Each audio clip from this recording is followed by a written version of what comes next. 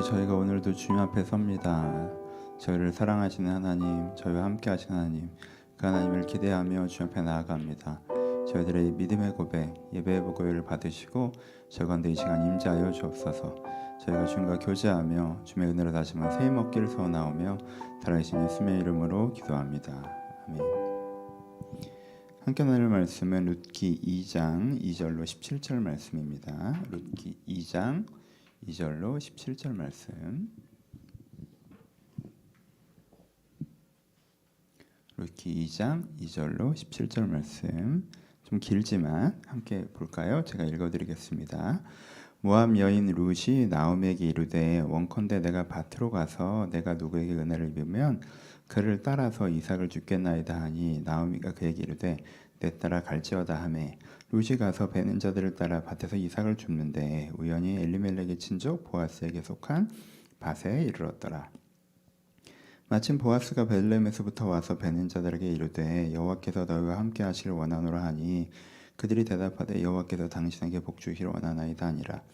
보아스가 베는 자들을 거느린 사원에게 이르되 이는 누구의 소녀냐 하니 베는 자를 거느린 사원이 대답하여 이르되 이는 나오미와 함께 모압점에서 돌아온 모압 소녀인데 그의 말이 나로 베는 자들을 따라 단 사이에서 이삭을 죽게 하소서 하였고 아침부터 와서는 잠시 집에 쉰 외에 지금까지 계속하는 중이니이다. 보아스가 룻에게 이르되 내 따라 들으라. 이삭을 주우러 다른 밭에 가지 말며 여기서 떠나지 말고 나의 소녀들과 함께 있으라. 그들이 베는 밭을 보고 그들을 따르라. 내가 소년들에게 명령하여 너를 건드리지 말라 하였느니라. 목이 마르거든 그릇에 가서 소년들이 길러온 물을 마실지니라 하는지라. 룻이 엎드려 땅에 얼굴을 땅에 대고 절하여 그들에게 이르되 그에게 이르되 나는 이방 여인 이건을 당신이 어찌하여 내게 은혜를 베푸시며 나를 돌보시나이까 하니 보아스가 그에게 대답하여 이르되 내 남편이 죽은 후로 내가 시어머니에 행한 모든 일과 내 부모와 곡을 떠나 전에 알지 못한 백성의 온 일을 내게 분명히 알려줬느니라. 여호와께서 내가 행한 일에 보답하시기를 원하며 이스라엘 하나님 여호와께서 그의 날개 아래 보호받으러 온 내게 온전한 상을 주시기를 원하노라 하는지라. 룻이 이르되 내 주여 내가 당신께 은혜를 입기를 원하나이다. 난 당신의 하녀 중에 하나와도 같이 못하였사오나 당신이 이 하녀를 위로하시고 마음을 기쁘게 하는 말씀을 하셨나이다 하니라.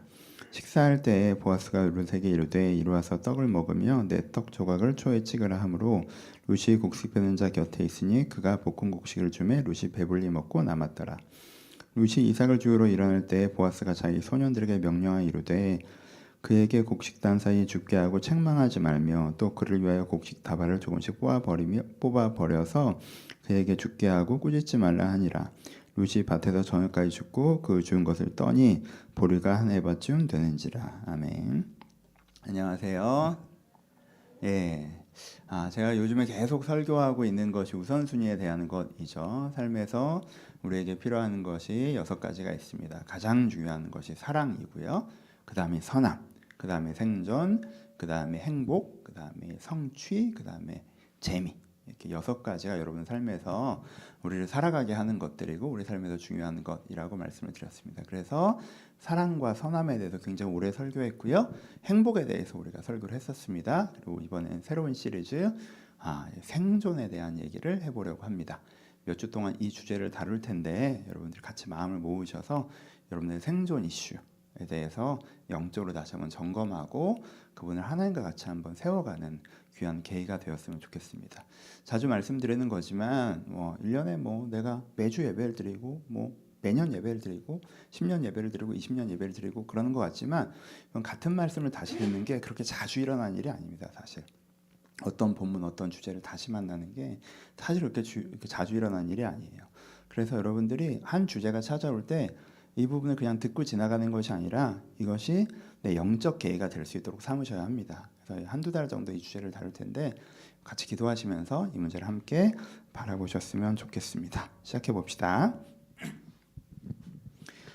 우리가 살아가면서 굉장히 나쁘다고 하는 일이 뭐냐면요, 다른 사람의 생명을 해치는 거예요. 그렇죠? 세상에 제일 나쁜 일이라고 평가받는 일이 뭐예요? 살인이죠.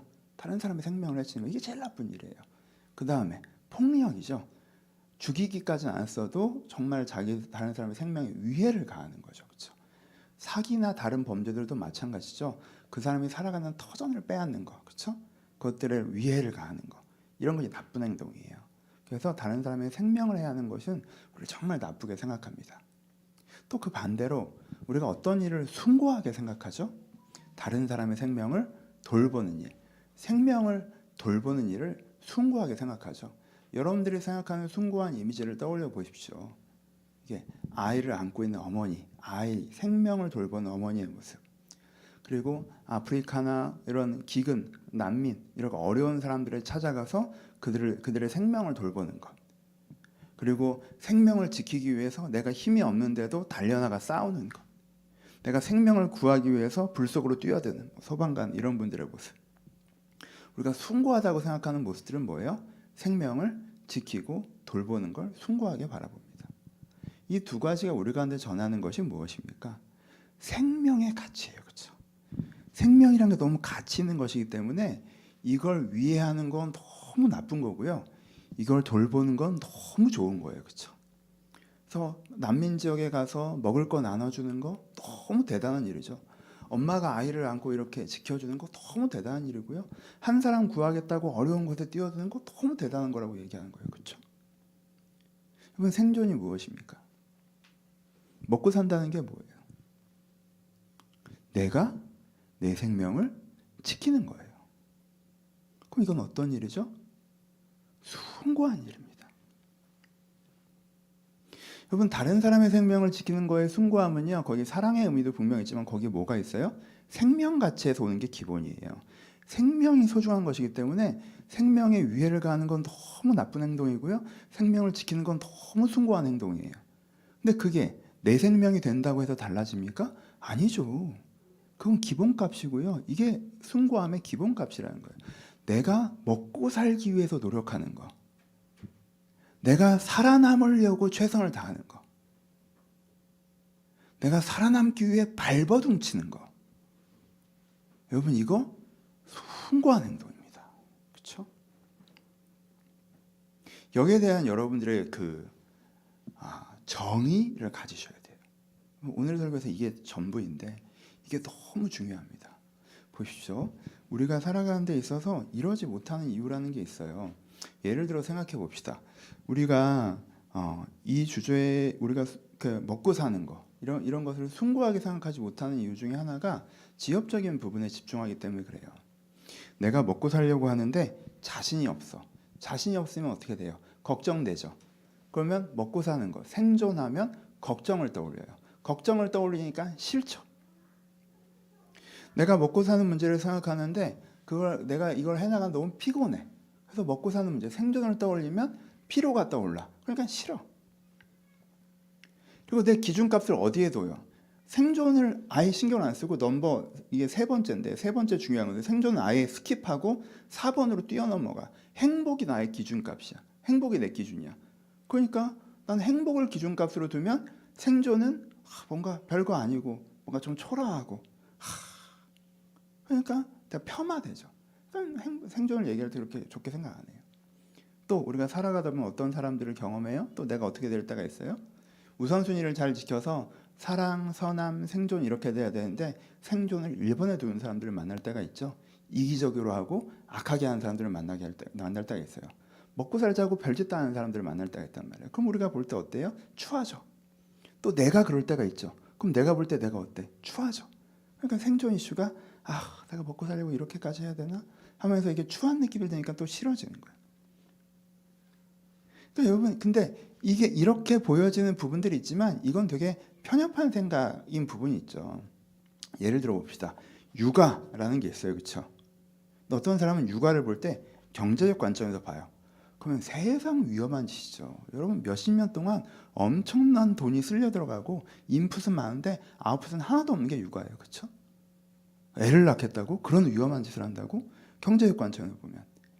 여러분, 취미생활과 여유의 관점에서 보면 어때요? 이건 절대 하면 안 되는 행동이죠. 이걸 다 포기해야 돼요. 그럼 앞으로 난 이 재미있는 거, 이 즐거운 거 하나도 못 한다고? 육아 때문에? 아이고야. 그렇죠? 건강의 관점에서 봐도 어때요? 남자든 여자든 애기 낳고 뭐 자기 몸을 돌볼 수가 있습니까?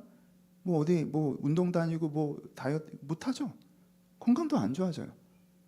그러면은 이걸 볼 때 야 이게 돈으로 생각하나 내 자유시간을 생각하나 내 건강을 생각하나 나쁜 거야 나쁜 거 내 인생에 이렇게 해로운 게 없어 라고 보면 이 사람의 시각은 어떤 거예요?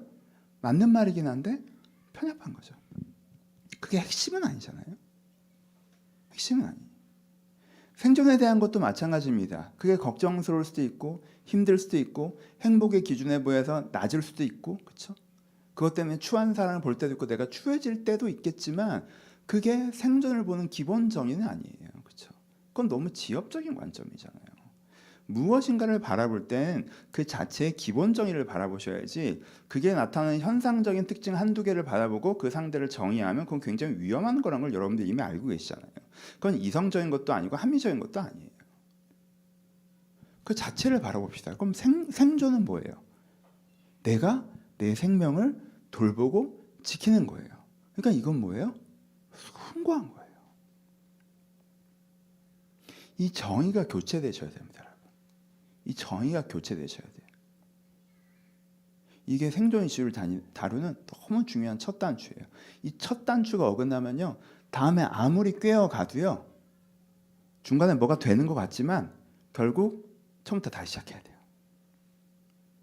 생존이 무엇입니까? 내가 생명을 돌보는 것입니다. 이건 어떤 행동입니까? 이건 숭고한 행동입니다. 이거를 되게 내가 힘들다고 걱정된다고 가끔은 추해진다고 행복에 미치지 못한다고 나쁘고 별거 아닌 걸로 생각하시면 여러분들이 하나님과 함께 이 문제를 다뤄가기는 조금 어려워져요. 오늘 본문은 봅시다. 룻기죠. 룻이 나옵니다. 룻은요 가난해졌어요. 원래 가난했던 사람이 아닙니다. 가난해졌어요. 그래서 안 해보던 일을 시작하게 됐습니다. 왜? 먹고 살려고 안 해보던 일을 시작하게 됐어요. 그 일이 무엇입니까? 이삭 줍기였어요. 우리는 이 단어를 너무 낭만적으로 생각하는 경향이 있어요. 이게 명화의 제목이기 때문에 그래요. 하지만 그 의미를 떠나서 고대 사회의 이삭 줍기라는 직업을 생각하셔야 돼요. 이삭 줍기는 어떤 직업이었습니까? 어떤 일이었습니까? 첫 번째, 이 일은 육체적으로 굉장히 힘든 일이었습니다. 여러분, 그늘 없는 공간에서 햇살을 그대로 받으면서 하루 종일 허리를 굽었다 펴야 되는 것이 이삭줍기였습니다. 여러분 밭일이나 논일을 여러분들 어떤 봉사활동 가서라도 해보신 적이 있으십니까? 그런 일 중에 제일 어려운 일 중에 하나가 허리 쓰는 일. 계속 허리를 굽혔다 펴야 되는 일들. 아니면 허리를 계속 굽히고 해야 되는 일들. 쭈그리고 앉았다가 허리를 굽혔다 폈다가 계속 굽혔다가 이 여러 가지를 해도 이게 일을 안 해본 사람한테는 너무 힘들고 일을 해본 사람한테는 너무 힘든 일이 허리를 쓰는 일이에요. 이삭줍기는 노동 강도가 굉장히 강한 일이었습니다. 두 번째, 이삭줍기는 또 왜 어려운 일이었어요? 이게 업무 환경이 좋지가 않았어요. 거기에서 일하시는 다른 일꾼들은요, 이게 추수라는 게 힘든 일이기 때문에 그 밭의 주인이 그 업무 환경을 잘 조성해 줬어야 됐어요. 그래서 저쪽에 가면 물량동이가 있어서 일하다가 힘들면 가서 물 한 잔 쫙 마시고 중간에 이제 식사 나오고 식사도 좀 잘 나왔단 말이에요. 그럼 이제 다 모여서 이제는 잘 먹고 또 해보자 이렇게 한단 말이에요. 그러니까 이 업무 환경이 좋았단 말이에요, 그렇죠?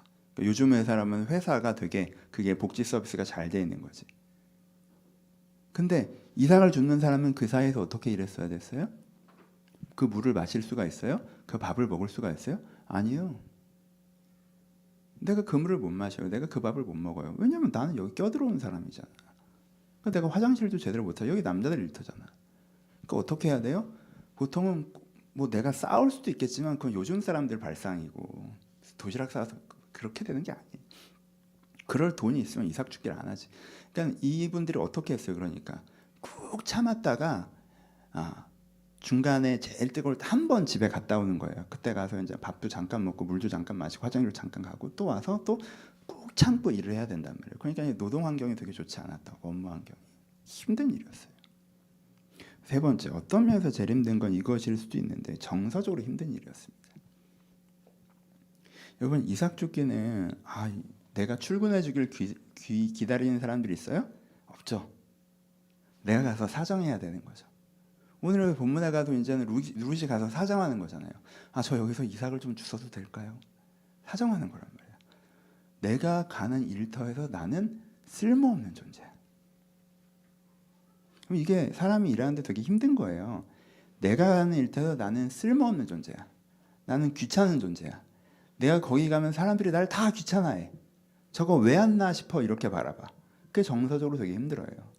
일터에 가서 사람들이 날 웰컴하고 잘한다 해도 힘든 일을 하기가 어려운 게 직장인데, 내가 가면 사람들이 다 저거 또 왔네 막 이래. 귀찮아해. 얼마나 힘들어요. 또 남자들 일터잖아요. 험한 일터라고, 고대 사회라고. 요즘에도 그런데 고대 사회라고 여자를 사람으로 안 보던데요. 남자 일터에 여자 하나가 귀찮은 존재로 껴 있어요. 그럼 함부로 대했다고요, 되게. 그 때문에 정서적으로 힘든 일터였단 말이에요, 이게. 또 마지막으로 네 번째. 왜 이 일이 힘든 일입니까? 여러분, 일이 되게 힘들잖아요. 업무 강도도 세고 업무 환경도 안 좋고 내가 정서적으로 힘들고 이러면 뭐라도 많이 있어야 돼? 돈이라도 많이 받아야 그걸 참고 견디죠. 근데 이삭 죽기는 어때요? 그렇게 하면 대가가 많아요? 아니요. 이 빡빡한 밭주인을 만나잖아요. 그러면요, 하루 종일 따라다녀도 한 움큼 먹기도 힘든 게 이 일이에요. 그러니까 여러분, 이삭이라고 하는 게 나다를 줍는 게 아니라 이 대를 주워야 된단 말이야. 그러니까 대를 많이 떨어뜨려 줘야, 한 번 떨어뜨린 대는 놔두고 가야 내가 따라가면서 쭉쭉쭉쭉 모으면 내 단이 쌓이는 거예요. 그럼 이걸 가지고 이걸 열심히 해서 내 추수 분량이 생겨버리는 거예요. 그래서 이삭을 주우면 맨 마지막 절에 보시면 그거 갖고 추수를 해가는 거예요. 자기가 이렇게 털어 갖고 가서, 그럼 그걸 가지고 몇 개월을 버틴 거예요. 오늘 하루 먹을 걸 하려고 이걸 하는 게 아니에요. 근데 앞에 가는 사람들이 단주인이 이렇게 자기 거 잘 챙기는 자린고비여서 단 하나 떨어져도 다 주워버리면 이게 뒤에 따라가도 주울 게 없다고. 그럼 나달 주워 가야 되는데, 그렇잖아요. 그거 갖고 뭘 하겠어요? 그럼 밥풀 하나하나 주워서 뭘 한 끼 식사나 될 수 있어요? 그렇잖아요. 그러니까 이게 내가 오늘 어떤 밭주인을 만나느냐에 따라서, 내가 갔는데 아무도 허락을 안 해줘. 그럼 그냥 돌아다니다가 오는 거야. 내가 가서 누가 허락을 해줘서 갔어. 그냥 따라다녀라. 허락해서 갔어. 근데 따라다니는데 하나를 떨어뜨리질 않아. 그럼 이제 나는 가서 이제 바보짓 하다 오는 거예요. 근데 그 와중에 또 확 땡볕에 힘들고 이 사람을 나한테 막 무시하고 함부로 대하고 막, 배도 고프고 목은 마르고, 이런 게 이삭 죽기예요. 룻이 이 직장을 선택한 거예요. 이 직업을 시작한 거예요. 이게 이 일이 이런 일이었다는 건 본문에서 보아스가 이 룻의 불편을 해결해 주는 장면을 보면 나와 있어요. 그냥 대략적으로 아까 읽으셨으니까 쭉쭉 건드리면요. 9절에 보시면 보아스가 소년들에게 명령하면서 룻을 건들지 말라고 그래요. 그러니까 그 전에 어떻다는 거예요? 일하는 사람들이, 일하는 일터의 남자들이 이 여자를 좀 건든다는 거죠. 그렇죠? 건든다는 표현에서 의미는 대충 아시겠죠? 그 다음에 목이 마르거든 그릇에 가서 소년들이 기러온 것을 마실지니라 라고 해줘요. 그러니까 먹을 수 있게 해준다고. 그리고 그 뒤에 보면 보아스가 이제 밥을 먹을 때 와서 이리 와서 떡을 먹으면 내 떡조각을 초에 찍으라 하므로 룻이 와서 밥을 먹었다고 해요. 그러니까 밥을 먹게 해준단 말이에요. 그 다음에 내쫓지 말라, 꾸짖지 말라라고 얘기해요. 그러니까 내쫓고 꾸짖었다는 뜻이에요. 그리고 하면서 곡식다발에서 조금씩 뽑아서 죽게 이렇게 던지라라고 얘기를 해요. 그렇죠? 그러니까 그걸 빡빡하게 걷어가면 못 가져간다는 얘기를 하는 거예요. 그러니까는 보아스가 룻에게 업무 환경을 개선해 준 얘기를 보면 이게 애초에 어떤 일이었다는 걸 알 수가 있는 거죠. 그렇죠? 보아스를 만나서 룻이 지금 그래도 열심히 주면 많이 가져갈 수 있게, 사람들이 나를 함부로 대하지 않고 물 좀 마실 수 있고 밥도 먹을 수 있고, 그러니까는 2, 3, 4번을 해결해 준 거죠. 그렇죠? 하지만 1번은 여전히 있고 1번에 집중할 수 있게 보아스가 해준 거예요. 하지만 보아스를 만나기 전에는, 보아스가 없으면은 이런 정말 험한 일이 룻이 하는 일인 거죠. 그렇죠? 룻이 이런 일을 하면서 마음이 어땠을까요? 어렵지. 그렇죠? 일단 처음에 보면 룻이 좀 이 일뿐만 아니라 내가 이방 여자로서 이스라엘에 이주를 오고 가난하고, 그리고 심지어 그래서 이런 일을 하게 된 것에 의해서 룻이 자기 자신에게 갖는 피로감이 분명히 있었던 것 같아요. 룻이 자기를 표현하기엔 당신의 하녀 중 하나와도 같지 못한 나에게 이렇게 표현해요. 그러니까 하녀들보다 내가 못한 상황. 여러분 루시요 몇 년 전만 해도 그 하녀들을 부리던 사람이었어요. 돈이 좀 있는 집안이었다고. 근데 내 처지가 어떻게 했어요? 이 하녀들보다 못한 지경에 떨어졌단 말이에요. 하녀들은 그래도 월급이나 제대로 나오지. 나는 그것보다 험한 일을 하면서 그것보다 무시당하면서 그러면서 돈도 못 버는 데까지 떨어져 있잖아 루시. 그러니까 루시 그것 때문에 이게 자존감이 되게 많이 낮아져 있는 상태였단 말이에요. 근데 보아스가 룻에게 뭐예요? 오늘 본문 핵심이 뭐예요? 룻을 딱 알아보고 네가 룻이야? 라고 하더니 뭐라고 해요? 아 네가 그 대단한 사람이구나 이렇게 얘기하죠. 그리고 여기서 대단하다고 하는 건 세 가지가 다 들어가 있죠. 첫 번째는 뭐예요? 네가 시어머니 곁을 지켰다. 두 번째, 이 낯선 나라에까지 왔다. 세 번째, 이런 일을 감당하고 있다. 그렇죠? 그러니까 지금 보아스가 뭐라고 해요? 룻은 자기가 이런 일을 하는 거에 있어서 내가 이런 일까지 뭐 룻이 꼭 그렇진 않습니다. 그런 정서가 좀 있었는데 보아스가 뭐라고 그래요? 야, 너 진짜 대단하네. 너 지금 이 하고 있는 일 대단한 거 너 알지? 네가 지금 대단한 일을 했고 지금 이 이삭 죽게 하는 네 모습이 네가 이 일을 하는 게 정말 대단한 거라는 것도 알고 있지? 라고 얘기해요. 룻은 어떤 면에서는 조금 세속적인 업무 관점에 이렇게 물들어 있었는데 근데 보아스는 룻에게 뭐 하는 거예요? 하나님께서 지금 너를 어떻게 바라보시는지 사실 네가 이 일을 한다는 게 어떤 의미인지 얘기해 주는 거죠. 그래서 보아스 얘기를 듣고 룻이 뭐라고 고백해요? 그 얘기를 듣고 당신의 하녀 중에 하나와 같지도 못 싸우나 당신이 이 하녀를 위로하시고 마음을 기쁘게 하는 말씀을 하셨나이다 라고 얘기해요. 그렇죠? 보아스의 말을 듣고 룻이 마음이 기뻐졌다는 거예요. 기뻐졌다고 표현해요. 그 기뻐졌다는 게 단지 물리적인 거예요? 단지 영적인 거예요? 아니죠. 보아스가 이렇게 일하는 자기를 존중하고 인정해 주는 부분이 분명히 있죠. 그렇죠? 여러분 보아스가 이런 일을 하는 걸 형벌로 봤잖아요. 룻 정말 좋은 여자지. 이 진짜 며느리가 시어머니를 섬기고 이렇게 좋아. 이렇게 좋은 여자지. 이런 애가 이런 험한 일을 하고 있으면 안 되지. 야, 그거 하루에 이삭 죽으면 얼마나 되니? 그거 이렇게 카운팅해서 쟤 줘라고 해도 똑같죠. 이거를 던져서 죽게 하나 그 돈을 그냥 주나 보아스에게까지 지는 경제적 리스크는 똑같잖아요. 그렇죠? 근데 왜 보아스가 그렇게 하지 않고 이걸 던져줘요? 룻의 노동을 존중하는 거죠. 그게 대단한 거니까. 그게 대단한 거니까. 그 불쌍한 게 아니니까. 자기가 노동해서 자기 자신과 자기 시어머니의 생계를 지켜나가는 게 저게 되게 숭고한 거니까. 감히 그 노동을 훼손할 생각은 절대 하지 않아요. 뭐만 하는 거예요? 그 노동이 부당한 대우를 받지 않게만 한단 말이에요. 보아스가. 그렇죠? 그래서 이 본문에서 우리가 알 수 있는 게 뭐예요? 이 본문에서 우리한테 나타나는 게 룻의 노동에서 우리가 볼 수 있는 게 우리가 먹고 살려고 열심히 일하는 건 숭고한 거라는 거예요.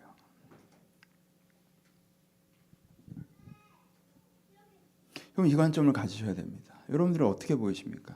룻의 직장을 설명했죠. 업무 강도는 세. 업무 환경은 안 좋아. 정서적으로도 힘들어. 페이도 약해. 여러분 이런 일을 하는 사람을 어떻게 보십니까? 불쌍하게 보십니까? 내가 이런 일을 하고 있으면 나를 어떻게 생각하십니까? 한심하게 생각하십니까? 그럼 여러분들은 룻을 불쌍하고 한심하게 보는 거군요. 보아스의 관점이 아니네요. 그럼 어떡하죠? 첫 단추가 틀어졌는데. 이 부분이 되게 중요해요, 여러분. 여러분들이 이 정도는 아니지만 여러분들 업무에서 어떤 부분들이 있겠죠. 내가 내 생각보다 내 월급이 별로라. 내 업무 환경이 별로라. 내가 가서 감정노동 해야 돼서 그지 같은 애들이 다 무시하니까 가서 일 자체가 힘드니까 이 일터가 저주처럼 느껴지고 이 일터에 있는 내가 한심하게 느껴지고 내가 못나서 이런 것 같고 여러분 그 생각으로부터 벗어나셔야 돼요. 보아스 얘기를 들으세요. 룻이 보아스 얘기를 듣고 당신의 말이 나를 기쁘게 하셨습니다라고 하는 것처럼 내가 내 자신의 생활을 위해서 내 자신의 생명을 위해서 이렇게 하는 것이 대단한 거구나. 그걸 느낄 수 있어야 돼요. 그 감정을, 그 감각을. 막상 하는 행동이라고 하는 건 엄마가 애 따라다니는 행동이 그 행동 자체가 얼마나 특별하고 가치 있습니까? 아니죠. 그럼 아프리카 가서 이렇게 음식 나눠주는 것도 단순 노동이죠. 그게 얼마나 대단한 행동이에요. 행동 자체는 별거 없죠. 총 들고 나가서 싸우는 게 뭐 그렇게 멋있는 행동입니까? 아니잖아요. 사람 죽이러 가는 건데. 불 가운데로 뛰어들어. 그게 무슨 짓입니까? 근데 그게 숭고해지는 이유가 뭐예요? 그게 생명을 돌보는 것이기 때문에 그래요. 여러분들이 현장에 나아가서 하는 일터에서 하는 일 자체가 되게 재미있고 대단한 결과를 그것과 상관없이 내가 이 일을 함으로 내 생명이 지켜지고 돌봐진다? 그럼 그건 숭고한 거라는 거예요. 이 관점부터 시작하셔야 돼요. 적용해 봅시다. 여러분, 우리에게 이 생존의 이슈가 되게 아닌 것 같으면서도 깊은 이슈예요. 우리가 당장 내일 먹을 게 없으실 분들이 거의 없으시잖아요. 그러니까 여러분들이 나한테 생존의 이슈가 없는 것처럼, 마치 내 메인 이슈는 행복의 이슈지 생존의 이슈가 아닌 것처럼 생각하시는데 아니죠. 우리는 다 생존의 이슈 가운데 고민하죠. 여러분들 가운데 뭐 부동산 고민하시고 주식 고민하시고 투자 자산운용 고민하시는 거, 뭐 정말 행복을 위해서 하시는 분들도 있고 성공을 위해서 하시는 분들도 있지만 되게 한국 사람들이 많이 거기에 뛰어드는 이유가 뭐예요? 생존 때문이죠. 왜요? 노후가 걱정되니까. 내가 늙은 다음에 먹고 살 수 있을지 걱정이 되잖아요. 내가 노동자란 말이야. 우리가 다 노동자. 여러분, 일해서 월급으로 사는 사람은 다 노동자잖아요. 내가 노동자란 말이야. 노동자의 최대의 적은 뭡니까? 늙음이죠. 늙으면 내 노동력이 사라진단 말이야. 그럼 난 노동력으로 먹고 사는 사람인데 내 생존 위기를 받죠. 그러니까 뭐가 되고 싶은 거예요? 자본가가 되고 싶죠. 왜? 돈은 늙지 않으니까. 그러니까 내 늙음이 내 생계를 위협하지 못하도록 하고 싶은 게 우리의 바람이잖아요. 그래서 하는 거예요. 그게 우리의 기본값이에요. 거기에 더해서 뭐 경제적 자유에서 뭐 하기 싫은 일 안 하고 행복하게 살고 싶고, 거기에 더해서 내가 성공해서 보란 듯이 막 이렇게 하고 싶으면 거기에 추가 플러스 알파를 붙는 거고, 사람들이 여기에 뛰어드는 기본값은 이 부분이 훨씬 더 커요. 여러분, 우리나라 학부형들은 왜 이렇게 애들을 쫍니까? 왜 이렇게 애들을 쪄요? 뭐 중2병이다, 중고등학교 때 자식이랑 부모랑 갈등이 심각해진다. 여러분, 저희 아들이 고2인데요. 공부만 안 시키잖아요. 그럼 친하게 지내는데 아무 문제 없어요. 중2병 없어요. 공부시키니까 그런 거예요. 공부시키니까. 그럼 저처럼 공부를 안 시키는 게 대안이에요? 아니죠. 왜 아니에요? 한국은 경쟁이 심각하니까. 부모가 왜 그렇게 애 공부 갖고 쫍니까? 애 나중에 못 먹고 살까 봐. 네 밥벌이는 하라고. 그래서 공부 갖고 쪼는 거잖아요. 그러니까 사실 우리 저변에 이 생존 이슈가 많이 깔려 있어요. 이번 직장에서 왜 그렇게 스트레스 받으세요? 그냥 내 하고 싶은 대로 일하고 내 평생 일하는 직장이면 그렇게 스트레스 받겠어요? 여기서 내가 이번 달 못하고 올해 못하고 내년에 못하면 이 직장에서 내 자리가 사라지면 그럼 내 생존 이슈가 있기 때문에 우리가 거의 스트레스 받는 분들도 있잖아요. 자영업하면서 왜 이렇게 스트레스 받아요? 여러분, 왜 현재 일자리 때문에 그렇게 불안해 하십니까? 내가 정규직이 하면서 왜 그렇게 불안감이 높아요? 생존 이슈 때문이죠. 자영업하면서 오늘 장사가 돼도 왜 무서워요? 내일 될지 모르니까, 5년 뒤에 될지 모르니까, 10년 뒤에 될지 모르니까 무섭잖아요. 그러니까 계속 생각이 많아지는 거잖아요. 생존 이슈가 우리 저변에 배경음악처럼 깔려 있어요. 여러분, 옛날보다 어떤 면에서는 생존 이슈가 우리한테 굉장히 훨씬 더 크고 깊게 깔려 있습니다. 근데 우리는 포장지를 덮어서 우리가 마치 행복 이슈를 향해서 나아가는 것처럼, 성공 이슈를 향해서 나아가는 것처럼 얘기하는데 아니에요. 그 저변에 되게 기본적으로 깔려있는 건 생존 이슈예요. 이것을 넘치도록 해결해서 행복과 성공까지 가고 싶다라고 하는 거지, 솔직히 기존의 생존이 완벽하게 해결된다고 하면 조금 더 이타적이고 보편적인 가치를 추구하고 살고 싶은 사람이 훨씬 더 많습니다. 근데 이게 해결이 안 되니까 이왕 하는 거 행복과 성존까지 가보자. 안 할 수는 없으니까 그렇게 되는 거란 말이에요. 그럼 우리 인생의 굉장히 큰 부분을 차지하고 있는 생존 이슈에 하나님을 초대해야죠. 그렇죠? 우리가 하나님과 함께 이 문제를 다루어 가야 합니다. 하나님과 함께 이 문제를 다루어 가야 해요. 근데 여러분, 어떤 문제를 누구와 함께 다루어 가려고 하잖아요. 그럼 그 문제에 대한, 그 주제에 대한 최초 정의가 같아야 합니다. 부부가 언제 박 터지게 싸운 줄 아세요? 최초 정의가 다를 때. 아내의 교육관과 남편의 교육관이 달라. 아내는 애들은 좀 풀어주면서 키워야 되네 라고 생각해. 애들은 자기 하고 싶은 대로 하게 해줘야 돼. 남편은 애들이 버르장머리가 있어야 돼 라고 생각해. 그럼 둘이 그거하고 계속 싸워요. 밤새 대화를 해도 그게 다 싸움이야. 얘기를 할수록 갈등만 깊어져.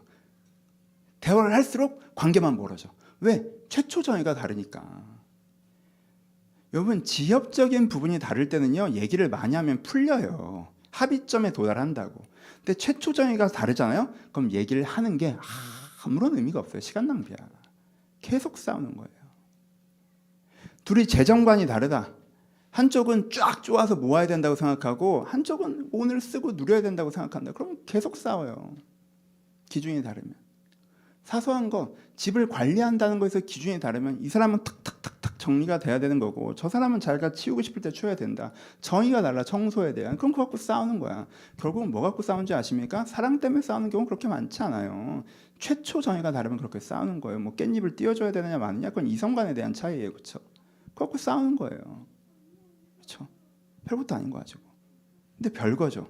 별것도 아닌 게 아니에요. 그 기저가 뭐예요? 정의니까. 남자 결혼한 사람은 상대 이성을 어떻게 대해야 된다는 정의가 다른 거란 말이야. 그거 안 끝나요. 안 끝나요. 내가 하나님과 함께 뭘 다루고 싶어요? 생존의 문제를 다루고 싶어요. 먹고 사는 문제를 다루고 싶어요. 이 주제에 하나님을 초대하고 하나님과 함께 이 부분을 풀어가고 싶어요. 근데 행존에 대한 정의가 달라요. 하나님은 이건 숭고한다는 정의로 출발해요.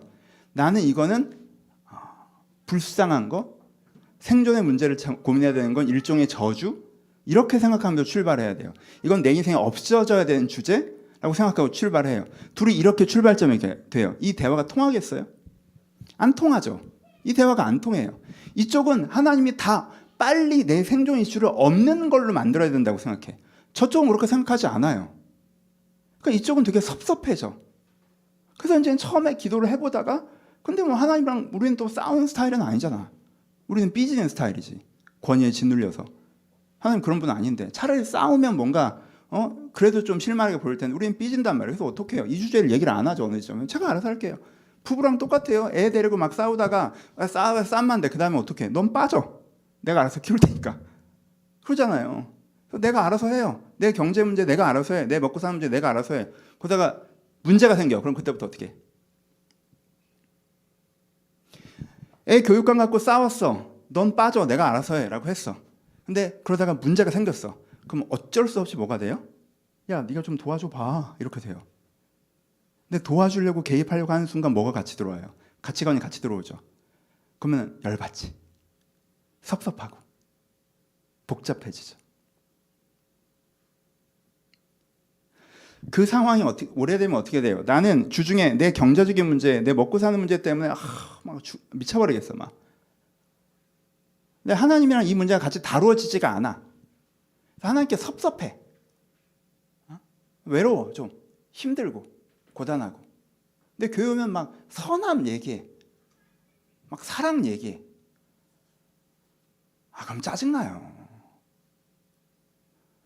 속 좁은 얘기 하고 있다 이런 얘기 들어요. 속 좁은 얘기 하고 있다.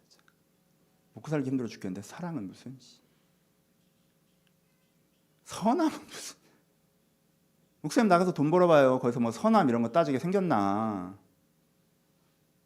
사랑이 없어서 내 인생 목사님 사랑이 없어서 내 인생의 문제가 아니에요. 돈이 없어서 내 인생의 문제. 돈이 없어서 속도 모르는 소리 하고 앉아있어. 듣고 있으면 화나요. 그럼 멀어져요. 부부랑 똑같아요. 너무 사랑해. 관계 좋아. 근데 교육관이 달라. 그래서 가끔 부딪혔어. 근데 애가 이제 중고등학생이 돼서 교육 문제가 첨예하게 딱 들어와. 남편은 그렇게까지 쫄 일이 아니고 그렇게까지 돈을 쓸 일이 아니라고 생각해. 엄마는 돈을 다 써야 된다고 생각하고 그렇게까지 쫄 일이라고 생각해. 그럼 어느 점에서는요, 남편에겐 이 아내가 내가 세상에서 가장 중요한 내 아들을 망치는 존재가 되거든. 그러면은요, 내 아들을 지키려고 이 악을 처단하려고 그런단 말이야. 아내는 내가 세상에서 제일 소중한 내 아들을 저 새끼가 망치려고 그러거든. 그러니까 죽여버려야 되는 거야. 그럼 둘이 미친 듯이 싸우는 거예요. 사랑이랑 아무 상관없어요. 하나님이랑도 이 지경이 되는 거예요. 지금 나한테는 경제 문제가 제일 중요해. 근데 이 점에서 하나님과 견해가 달라. 그러니까 다른 얘기는 지금 중요하지가 않아. 이 부분에서 꽝 부딪혀. 그러니까 이것만 막 그러니까 믿기도 싫고 여기까지 가요.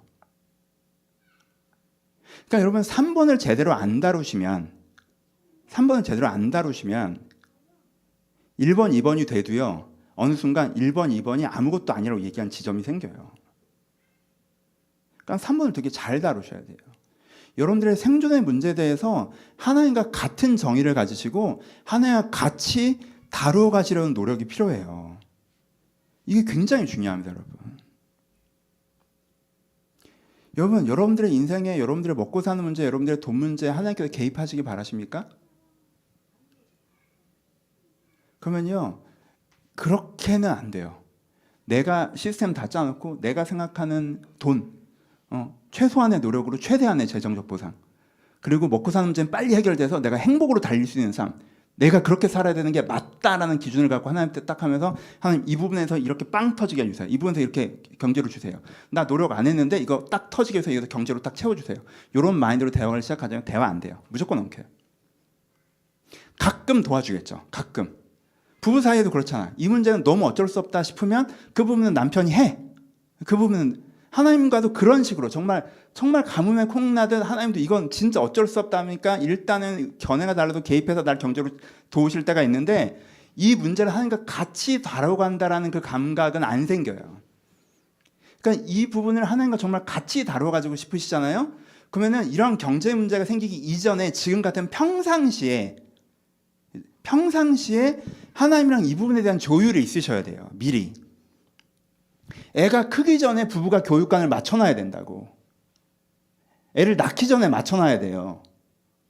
애를 낳고 싸움을 시작하면요, 그때 맞추기는 너무 어려워요. 그러니까요, 여러분, 평소에는 재정적 문제에 대해서 하나님과 얘기를 안 하고 재정적 문제에 대해서 그냥 사랑과 선함을 먹고 살만 하니까 얘기하다가 재정 문제 터지면 그때 하나님과 이 문제 얘기하려고 한다? 잘 안 돼요.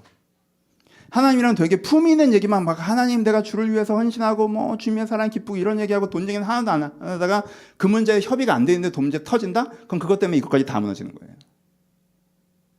그러니까 어떻게 해야 돼?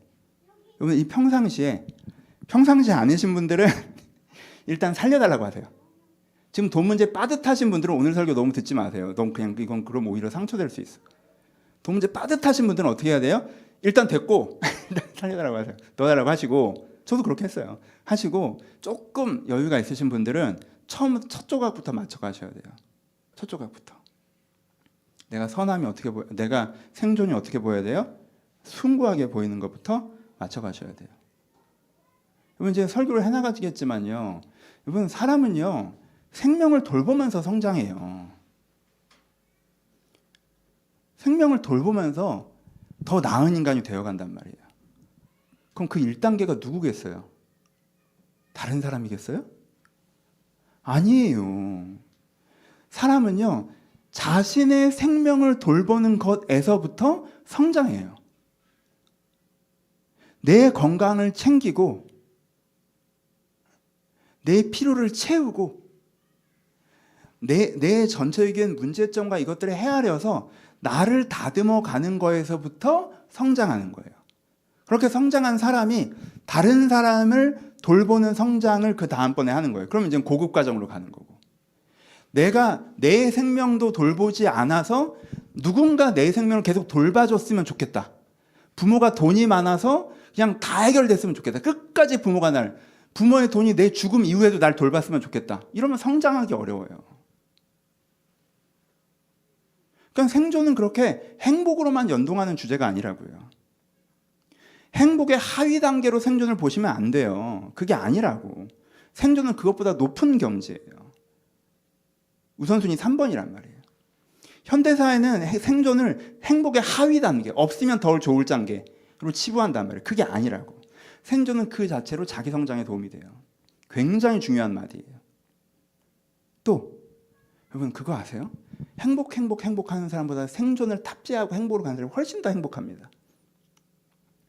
어떤 사람이 자기가 충분히 행복하지 않다고 약간 우울에 빠져갖고 밥을 먹어도 맛이 없고 재밌는 것도 하나도 없고 살기 싫고 막 이러고 살아요. 막 다 싫어. 난 살아있으나 죽은 것 같아. 막 그런 상태야. 근데 딱 죽을 뻔하잖아요. 죽을 뻔하는 그 순간, 그 1초에 엄청난 생의 의지를 딱 느껴요. 살고 싶다. 그 사람이 인생을 바꾸는 걸 저 여러 번 봤어요. 교통사고 나서 진짜 경제적으로 바닥에 한번 딱 떨어지고 나서 죽을 위기를 한번 딱 겪으니까 정신이 번쩍 들어가지고 자기 안에 뭘 봐요? 생존은, 생의 열망, 살아남는 것에 대한 가치, 이게 딱 느껴지잖아요. 그럼 행복은 그 다음 후순위라는 걸 알아요. 행복은 그 다음 후순위라는 걸. 이걸 못 느끼니까 그렇게 행복하는 거예요. 생의 열망을 딱 느끼잖아요. 그러면요 삼시세끼가 다 맛있고요. 근데 행복하는 사람은요 삼시세끼 맛 없어요. 어디 유명한 레스토랑이나 가야지 맛있지. 그렇죠? 누가 더 행복할 것 같아요? 삼각김밥을 먹어도 맛있게 먹는 사람. 이건 삼각김밥을 얼마나 소중히 먹어야 됩니까? 이거 내 몸 배려가면서 이 맛을 느끼는 건데 어쩌나 맛있게 먹는 사람 달라진다고. 생존이라는 영역이 있어요. 생명의 소중함, 살아남는 것에 대한 가치, 생명을 돌보는 자의 숭고함, 그 과정에서 사람들이 이루어내는 성장, 그 과정에서 느끼는 기쁨, 이게 있어요. 이걸 배우셔야 돼요. 이렇게 생존의 문제를 다루셔야 돼요. 생존이란 게 뭔지도 모르면서 생존은 개무시하고 그냥 행복 내가 원하는 일을 해야지 행복한 거야. 뭐 사람들에게 인정받고 행복한 거야. 뭐 일터에서 벗어나서 내 마음대로 살아야 행복한 거야. 뭐 이게 행복한 거야. 그래야지 인생 사는 것처럼 사는 거지.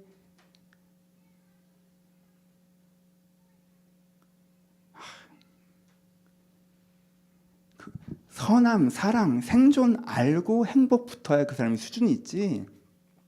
1, 2, 3 모르는 상태에서 4번 얘기하는 건 이 사람 인생 잘 모르는 거예요. 사실 인생 잘 모르는 거예요. 사랑의 기쁨, 선함의 자부심, 생의 의지 이런 거 다 못 느끼고 막 요거 행복하다. 여러분이 생존으로 오셨으면 좋겠어요. 그럼 어떻게 해야 돼요? 기도해야죠. 기도하세요. 이거 갖고 기도하세요. 이거 갖고 평소에 기도하세요.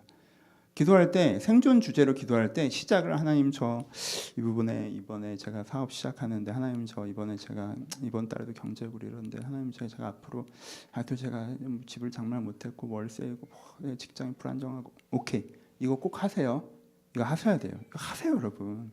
이거 꼭 하세요. 근데 이 얘기부터 시작되면 안 되죠. 어디서부터 시작돼야 돼요? 하나님 제가 생존의 문제를 숭고하게 바라보게 하시고 이게 별게 아닌 것처럼 압도당하지 않게 하시고 이것 때문에 자존감이 떨어지거나 이 문제 자체에서 벗어나고 싶어 하거나 이런 나약한 마음을 먹지 않게 하시고 내가 이 일의 가치를 내가 느끼게 하시고 내가 생의 의지를 느끼게 하시고 내 이 과정에 성장하게 하시고 그 전제 하에서 이 주제를 다루야 이 문제가 더 잘 다루어집니다. 그럼 이건 여러분 회사 좀 다녀보신 분들 이건 다 아시죠? 회사에서 문제 해결할 때 어떻게 해야 돼요? 어떤 이슈가 생겼을 때 그 이슈만 찾고 이렇게 해야 되나 저렇게 해야 되나 그런 회사 발전합니까? 그런 회사 회의하고 있으면 답답하죠. 그러니까 이 프로젝트가 어떤 방향으로 가야 될 건데 이 회사가 어떤 방향으로 갈 건데 그래서 그 방향으로 가기 위한 기본적인 틀이 잡혀 있어? 그게 안 잡힌 상태에서 이렇게 매주 발생하는 사안에 대해만 회의해서 뭐해 그래봐야 점점 망하는 거죠. 여러분 다 알잖아요. 회사 다니신 분들 다 알잖아요. 그렇게 문제가 해결되는 게 아니잖아요. 마찬가지예요. 생존에 대한 이슈에서 기본적인 정체성이 담기고 그 다음으로 해서 하부구제의 문제를 다룰 때 이미 문제가 그 문제에 도달할 땐 해결되고 답이 나와 있는 지점이 있어요. 이렇게 해야 돼요. 이거 됩니다, 여러분. 이게 됩니다. 그러기 위해서 정말 기도하셔야 됩니다. 여러분들 하나님 정말 내 인생에 이 부분에서 하나님과 함께 다뤄가는 일이 시작되게 하여 주시옵소서. 정말 저는 정말 원해요. 굉장히 많은 분들이 여러분 어떤 분들은 솔직히 여러분들 지금 선함의 이슈가 문제가 아니에요. 여러분들 선함의 이슈 웬만큼 동의 되셨어요. 여러분 사랑의 이슈가 문제가 아니야. 그것도 어느 정도 되셨어요. 근데 여러분 인생 왜 안 바뀌는 줄 알아요? 여기 묶여 있어서 안 바뀌는 거예요. 이 매듭 탁 풀잖아요. 그러면 기존에 여러분들이 쌓았던 하나님과 사랑과 선함의 그 베이스가 이제 폭발하면서 확 늘어요. 삶이 전반적으로 바뀌어요. 근데 이 부분에서 눌려 있으면 아까 얘기한 것처럼 꼬이는 거예요. 그러니까 이 주제가 성경에서 그렇게 중요한 주제는 아니에요. 근데 이 주제가 21세기 한국 사회에서는 결정적으로 많은 신앙인의 발목을 잡고 있어요. 여러분들 발목을 잡고 이 매듭을 풉시다. 이번에 생존 문제에서 여러분들이 갖고 있는 그 세속적인 사고, 그 행복 중심의 잘못된 관점, 여러분들이 이건 내가 더 잘하니까 하나님 이렇게 해주세요라고 결정하고 들어가는 거, 그거 안 해주면 날 사랑하지 않는 거고, 그거 안 해주면 하나님께서 나한테 무관심하고, 이런 식으로 무대뽀로 밀어붙이는 거. 하나님이 이 주제에 어떤 관점을 갖고 있는 하나 관심 없는 상태에서 내 의견만 계속 몰아붙이려고 하는 거예요. 여러분 부부 생활도 그렇게 해보십시오. 이게 관계가 나만 아나. 그렇죠? 이 주제에서 우리가 어떤 관점을 갖고 있는지 나누고, 그 관점을 바탕으로 서로의 관점을 배워가고, 그 과정에 대안을 세우고. 근데 부부는 동등하니까 서로의 관점을 배워가는 것이지만, 하나님과 나는 하나님께서 옳고 내가 피조물이기 때문에 내가 주님의 관점을 배워가고 닮아가고. 그럼 이러면 여러분, 여러분 니네 노동은 숭고한 거야? 정말 너 개고생 한번 해봐라. 너 계속 고생한 거 이거 멋있는 거. 이 얘기가 아니에요. 여러분 룻도 풀려가잖아요. 룻이 이 일을 계속합니까? 아니잖아요. 풀려가잖아요. 하나님과 함께 다루어가는 거라고. 그렇게 될 수 있어요. 그렇게 될 수 있어요. 마칩시다.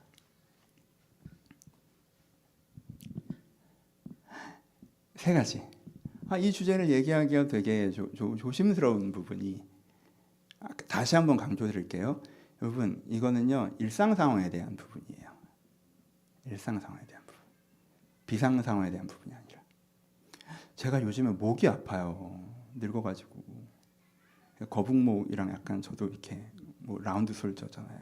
목이 좀 아픈데, 목이 이렇게 심하게 아플 때는요 병원에 가요. 그럼 이제 주사를 놔주시면 한 일주일 괜찮아요. 너무 심할 땐 병원을 가요. 근데 그 의사 선생님도 말씀하시고 저도 알고 있는 건, 이 주사 맞는 걸로는 해결 안 돼요. 결국 운동하셔야 되고, 결국은 자세를 교정하셔야 되고. 근데 제가 했던 운동이, 이제까지 운동을 한다고 했지만 이게 자세 교정에 별로 관심이 없었거든요. 근데 자세 교정 운동을 하루 한다고 뭐가 바뀝니까? 안 바뀌죠. 목은 당장 아픈데 자세 운동 해봐야 바뀌는 거 없으니까 별로 할 마음도 안 생기고, 그렇죠? 주사만 자꾸 맞게 되고, 그렇죠? 근데 그러면 장기적으로 어느 정도 주사도 효과가 없단 말이에요. 그럼 그렇게 되면 안 되잖아요. 그러니까는 싫어도 당장 답이 안 나는 것 같아도 자세 교정 운동을 쭉 해나가는 거잖아요. 그럼 어느 지점에서는 이 문제가 근본적으로 해결되잖아요. 그 얘기를 하는 거예요. 그러니까는 지금 당장 경제적 문제에 딱 당면하신 분들은요 주사 맞으셔야 돼요. 그때 자세 교정 얘기해봐야 오늘 자세 하루 교정한다고 그 통증이 멈추지 않고, 자세 교정 얘기를 근데 자꾸 하면 그게 정죄가 돼요. 네가 자세를 그따위로 해서 이렇게 아픈 거야가 되지, 자세를 교정하면 앞으로 나아질 거야 이렇게 안 들린다고. 지금 통증이 심할 때는. 그때는 뭘 찾으셔야 돼요? 그때는 한의원에 가든가, 그때는 뭐 병원에 가서 주사를 맞든가, 그때는 당장 좀 뭐 내가 뭐 도수치료를 받아서 스트레칭을 좀 해보든가. 당장에 그게 있어야 되죠. 왜 얘기 드린지 아시죠? 지금 당장 경제적 문제 있으신 분들은요 이 설교에 약간 거리감을 두고 들으세요. 안 그러면 여러분한테 정죄로 들릴 거예요. 그렇죠? 근데 그거 진짜 아니에요. 그 얘기 하자는 거 아니에요. 네가 관점을 잘못해서 이렇게 된 거야, 이 얘기 하자는 거 아니에요. 그 얘기를 왜 합니까? 뭐 달라고 합니까? 그 얘기 아니에요. 그럼 자기 정죄로 받아들이지 마세요. 한국에 사는 많은 기독교인들 90% 이상 그 관점 갖고 있으니까, 그 관점 때문에 여러분들이 힘들었고 다른 사람 뭐 그 관점 아니어서 괜찮습니까? 아니지. 그건 다 비슷했어요. 그러니까 자기 정죄하지 마세요. 그리고 지금 당장 힘드시잖아요. 그러면은 제가 뭐라고 했던 방법을 쓰셔야 돼요. 지금 주사 맞으실 때요. 됐고 이 언덕은 넘게 해달라고 기도하세요. 하나님 이 언덕은 넘게 해주세요. 하나님 이 경제 문제 해결해 주세요. 이 부분은 풀어주세요. 하나님. 이렇게 기도하세요. 그러면서 중장기적으로, 왜냐하면 지금 당장 그래봐야 비슷한 문제가 또 생기는 거 알잖아요. 그렇죠? 근데 중장기적으로 다시 이런 분에 빠지지 않기 위해서는 좀 여유 있는 스텝으로 내가 이걸 바라보는 관점부터 바꿔야겠다. 내가 이거를 어떻게 바라보는지 바꿔야겠다. 이 기도를 해보셨으면 좋겠어요. 그렇죠? 그러니까 이 부분은 오히려 요즘에 좀 살만하신 분들, 나중에 또 어려워지고 그러지, 또 주사 맞으러 다니지 말고 지금 통증이 좀 사라졌을 때 자세 고치셔야 돼요. 그러니까 지금 여러분들 내가 하나님 이거에 대해서 이렇게 보게 해주셔서 이렇게 바꿀 수 있었으면 좋겠습니다. 두 번째, 이거는 광고인데 노마드랜드라는 영화 추천드려요. 제 개인적으로 좋아하는 영화인데 뭐 여러 가지 의미와 작품성 있는 거지만 제가 이 설교 방향에서 추천드리는 건 노마드족이라고 하는 미국의 어떤 분들에 대한 건데 그분들을 불쌍하고 한심하게 보는 일반적인 시각에서부터 벗어나 그분들을 강인하고 자유로운 존재로 묘사하는 영화거든요. 영화를 보시면 좀 이해가 되실 텐데, 그래서 여러분들이 그 자기 생존을 스스로 감당하는 것의 아름다움, 그건 대단함, 이런 게 좀 전달되는 부분들도 있어요.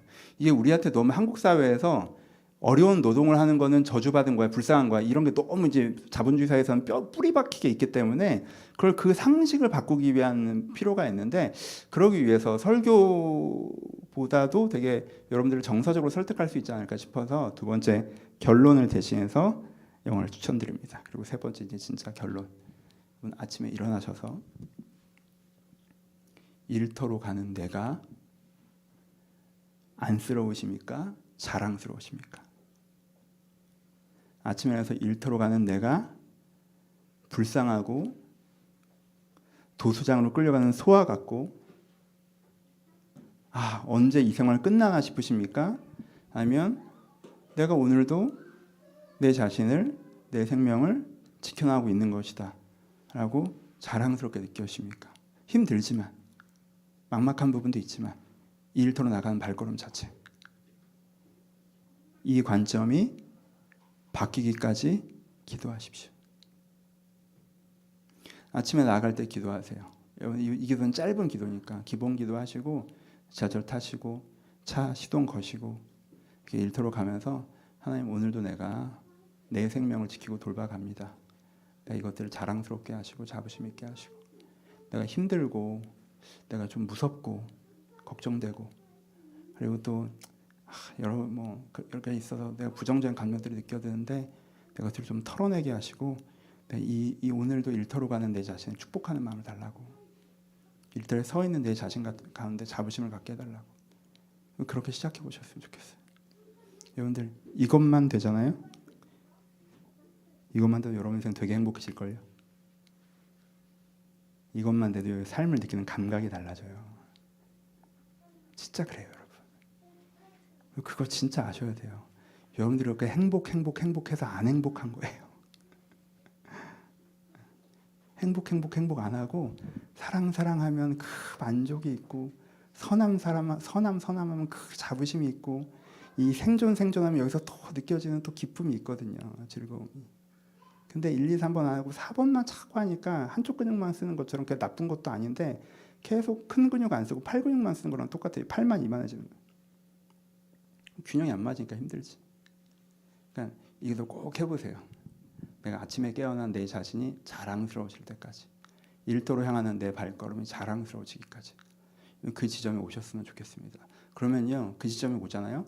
그럼 여러분들의 먹고 사는 문제를 하나님과 참 편안하게, 굉장히 풍성하게 다루어갈 수 있어요. 그러면요, 훨씬 더 영적인 의미로 정말 잘 먹고 잘 살 수 있습니다, 여러분. 그렇게 한번 돼봅시다. 하나님과 함께 그런 풍성한 은혜가 있기를 주님의 이름으로 축복합니다. 기도하시겠습니다.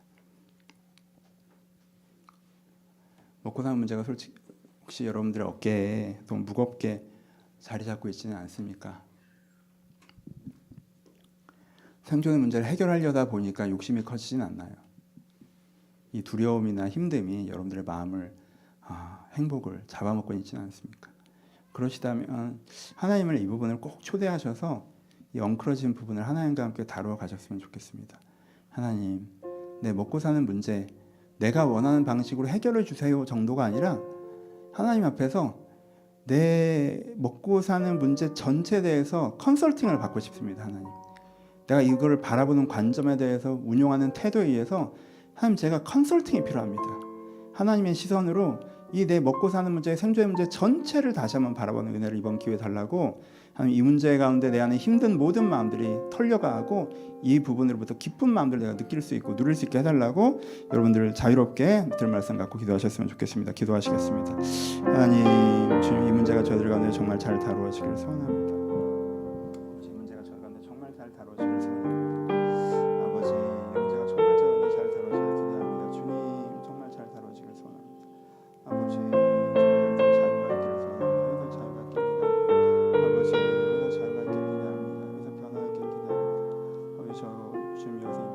새로워지길 소원합니다. 아버지, 저희가 이번에 새로워지길 소원합니다. 아버지, 저희가 이번에 정말 새로워지길 소원합니다. 하나님, 주여 저를 도우시게 인도하여 주옵소서. 아버지, 주여 저를 도우시옵소서. 아버지, 저희 시선이 바뀌게 하여 주옵소서. 아버지, 저희가 대단하다고 바라볼 수 있게 하여 주옵소서. 아버지, 주여 대단하다고 바라보게 하여 주옵소서. 힘들게 자기의 삶을 잘 감당해 나가신 분들을 향해서 저희가 대단하다고 존경하는 그 시선을 갖게 하여 주옵소서. 하나님, 우리의 마음이 바뀌기 원합니다. 우리의 삶이 바뀌기를 원합니다. 우리의 중심이 바뀌기를 소원합니다. 주님, 우리 안에 있는 중심을 주님 아버지, 저희가 새로워지게 하여 주옵소서. 아버지, 저희가 새로워지게 하여 주옵소서. 저희가 새로워지게 하여 주옵소서. 저희가 새로워지게 하여 주옵소서. 저희가 새로워지게 하여 주옵소서. 아버지, 행복의 관점에 압도되는 자를 함께 하셔서 그 관점을 다시 한번 걷어내게 하시고, 아버지, 성경의 관점을 여러분들과 다른 그 관점을 걷어내게 하시고, 아버지, 주여 저를 도우시고 인도하여 주옵소서. 그 자체를 바라볼 수 있도록 인도하여 주옵소서. 아버지, 선함을 실천하는 공간으로, 사랑을 실천하는 공간으로, 행복을 누리는 공간으로, 아버지, 그리고 뭔가 내가 성취하는 공간으로, 내가 뭔가 재미있는 공간으로 거기에서 그저 지워버린 것이 아니라 내가 살고 있습니다. 그 노동의 즐거움 자체를 회복될 수 있도록 그 죄를 지워버리지 않게 하여 주옵소서.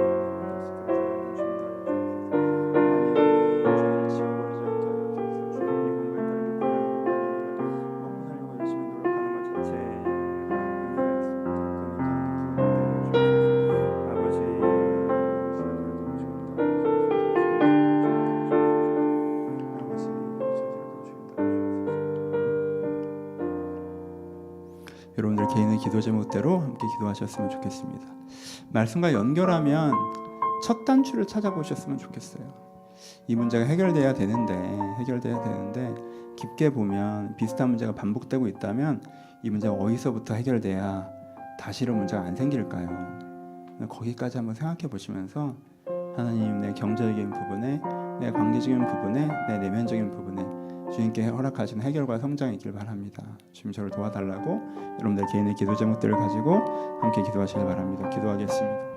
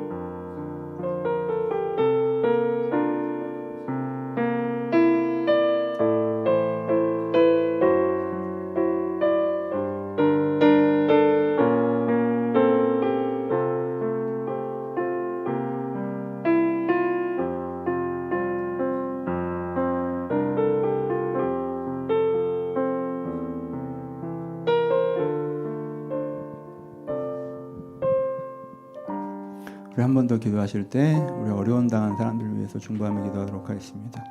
전쟁이 계속 이어지고 있습니다. 우리가 기도하는 이유는 생명이 위협당하기 때문입니다. 코로나가 계속 이어지고 있습니다. 우리가 기도하는 이유는 생명이 위협당하고 있기 때문입니다. 여러분, 이 생명의 소중함을 기억하시고 전쟁과 이 전염병에서부터 그들을 지켜 보호해달라고, 또 여러분들 주변에 어려우신 분들 있다면 그들을 위해서 우리 한번 같이 기도하도록 하겠습니다. 기도하겠습니다.